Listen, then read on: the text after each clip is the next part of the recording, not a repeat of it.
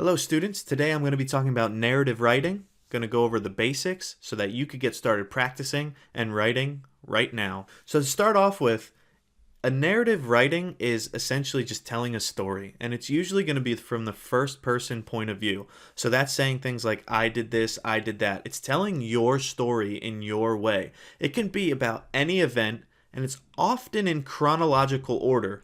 Though it doesn't have to be, you can play with the order, you can do flashbacks and flash forwards, you can do all that, but at the heart of it, there is some type of order to whatever story you're telling, to where the reader can figure out where you're going. Right? Narrative writing we're familiar with in first person type of events, or when we're telling a story out loud to somebody. If you're saying what you did last weekend, you are telling a narrative. You're often going to include dialogue and descriptions and all of that stuff that will make for actually a great narrative writing. Now, why are we covering this?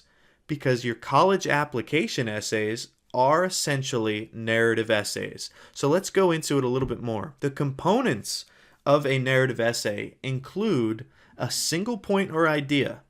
You can have more than one idea, but that's often going to be the interpretation of your reader. At the heart, I would say focus on one idea that you're trying to convey, which means you understand that the purpose of narrative writing is to convey some type of information. Yes, it's about you. Yes, it's about whatever idea you want to show forth, but it's more than just entertaining. All good narrative essays have something that they're trying to teach somebody. It could be a moral that they've learned not to do something or to do something. It could be something that they want somebody to think about. So at its heart, a narrative essay and a narrative writing piece is still trying to give us information. It's very similar to a 5-paragraph essay.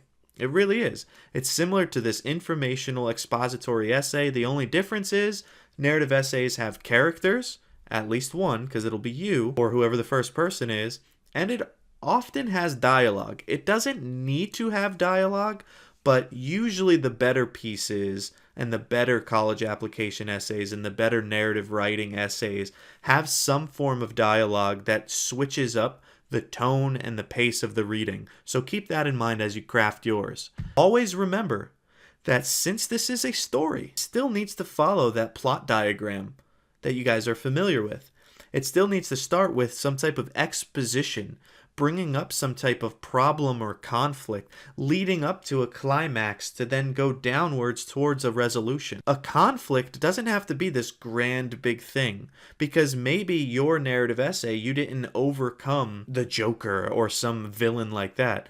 Maybe it was just you learning some type of lesson. Maybe it was you didn't really want to go outside and walk the dog, and you didn't even know why, and you're just describing how much you hate going outside and walking the dog. And then it leads us to this resolution of you learn something about humanity or about yourself through that experience. So often students feel like narrative essays need to be this grand big idea that they've learned or this awesome thing that they've done. But quite honestly, some of the best narrative writing essays that I've read were the ones where a student goes off on a tangent describing how in anger he broke a pencil, or a student that really wanted a cat and wasn't able to get one, or picked out the right cat because it swatted him on his head. Right? So it's all these like simple, everyday, seemingly mundane tasks that meant something to that person, and they were able to write about it and inform the reader of it in order to make a point. And the resolution, don't get caught up with that word, it doesn't actually mean that your conflict's been resolved. It doesn't mean that the character's conflicts have been resolved.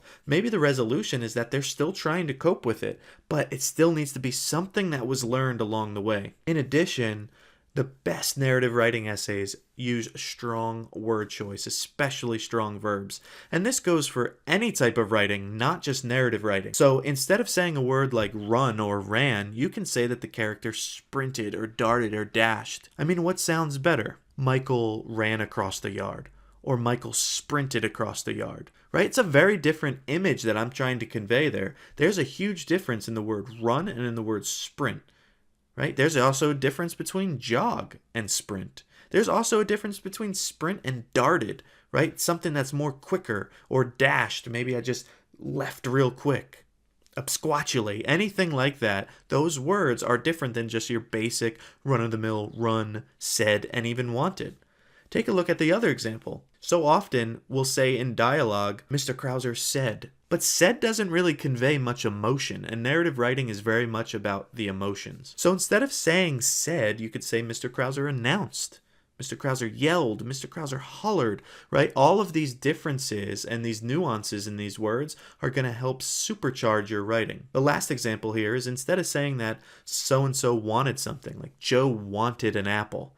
No, Joe desired an apple. Joe longed for an apple. Joe craved an apple. Every single one of those words packs a different punch to it and is a much stronger verb, and it showcases your vocabulary. So that's one of the most important things that I'll be looking for in your first narrative essay that you're going to write. It'll be a practice one, but I want to see you practicing using these stronger verbs. Now, keep in mind, in terms of the verbs, you should never use to be verbs. I guess never is a strong word to use here because sometimes it'll be unavoidable. But if you're not familiar with what to be verbs are, make sure you look it up. There's a lot of them, but the most common ones are things like is or am or was. Try eliminating that from your writing. And not just from narrative writings, but everything. But specifically in narrative, you don't want to say I was stressed. Why not just say I'm stressed? Right? Change it up a little bit. Make it more active. This is the difference between active voice and passive voice.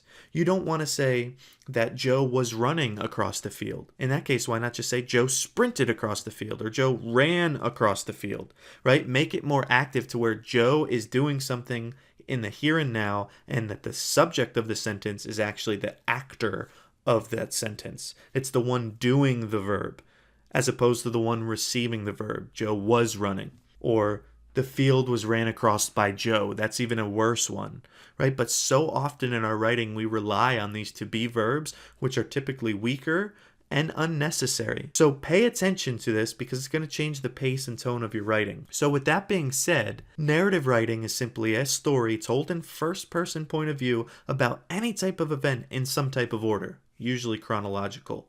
It's going to still contain a plot, it's still going to have characters, and it's going to most likely have dialogue, and you want to use strong verbs and eliminate to be verbs. And if you do that in your practice assignment, you're going to be much better off. So this is just some of the basics of narrative writing that you should focus on right now.